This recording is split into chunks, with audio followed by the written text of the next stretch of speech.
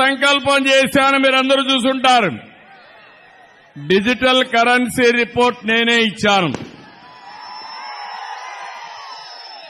అదే సమయంలో నేను ఆ రోజు ఒక మాట చెప్పాను, ఈ దేశంలో అవినీతి పరులున్నారు, ప్రజల ఆస్తిని మొత్తం మెక్కేస్తున్నారు,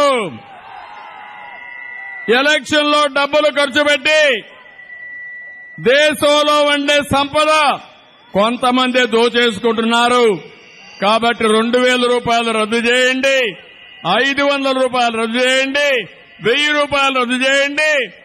రాజకీయ నాయకుల యొక్క అవినీతి పోతుంది, మనీ లాండరింగ్ పోతుందంటే నేను ఈ ఊరికి వచ్చినప్పుడే 2,000 రూపాయలు రద్దు చేశారని సమాచారం వచ్చింది. ఇదే శుభ సూచకం అవునా కాదా? నేను మీ తరపున పోరాడుతాను. మన దగ్గర ఒక అతనున్నాడు ముఖ్యమంత్రి, ఏం తమ్ముళ్ళు ధన పిశాచి, మొత్తం ఎంతొచ్చినా అతనికి చాలడం లేదు.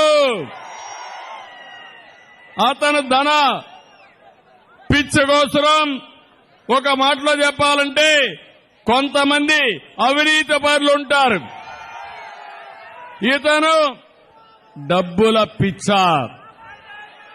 మొత్తం రాష్ట్రంలో ఉండే సంపదంతా అతనికే కావాలి. దీనికోసం బాబాయిని చంపుతాడు, మిమ్మల్ని చంపుతాడు, నన్ను చంపుతాడు, ఎవరినైనా చంపేస్తాడు. ఈరోజు ఒక మాట అడుగుతున్నా మిమ్మల్ని, నేను మీ ముందుకు రావడం ప్రతిపక్షంగా బాధుడే బాధుడు కార్యక్రమంలో వచ్చాను.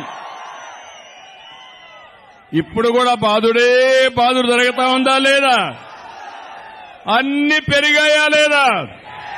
నిత్యావసర వస్తువులు పెరిగాయా లేదా? పెట్రోల్ డీజిల్ పెరిగిందా లేదా? వంట గ్యాస్ పెరిగిందా లేదా? కరెంటు ఛార్జీలు పెరిగాయా లేదా? కరెంటు కోతలు కూడా ఉన్నాయి కదా, ఉన్నాయా లేదా? కరెంటు కోతలు, అదే సమయంలో 8 సార్లు కరెంటు ఛార్జీలు పెంచడం. ఎవరైనా మాట్లాడితే తప్పుడు కేసులు పెడుతున్నారా లేదా అని మిమ్మల్ని అడుగుతున్నా. ఇది న్యాయమా తమ్ముళ్ళు అని మిమ్మల్ని అడుగుతున్నా. ఏమమ్మా ఇది న్యాయమా అని మిమ్మల్ని అడుగుతున్నా. ఈరోజు నేను ఇక్కడ మీటింగ్ పెట్టాను, మీ స్పందన చూశాను. స్వాతంత్రం కోసం కూడా ఇదే మారిగా రోడ్ షోలు పెట్టి ఎక్కడికక్కడ ప్రజా చైతన్యాన్ని తీసుకొచ్చారు. అదే మారిగా మన నాయకుడు ఎన్టీ రామారావు గారు చైతన్య రథం మీద రాష్ట్రం మొత్తం 9 నెలలు తిరిగి మిమ్మల్ని అందరినీ కలిసి చరిత్ర సృష్టించిన మహానాయకుడు నందమూరి తారక రామారావు గారు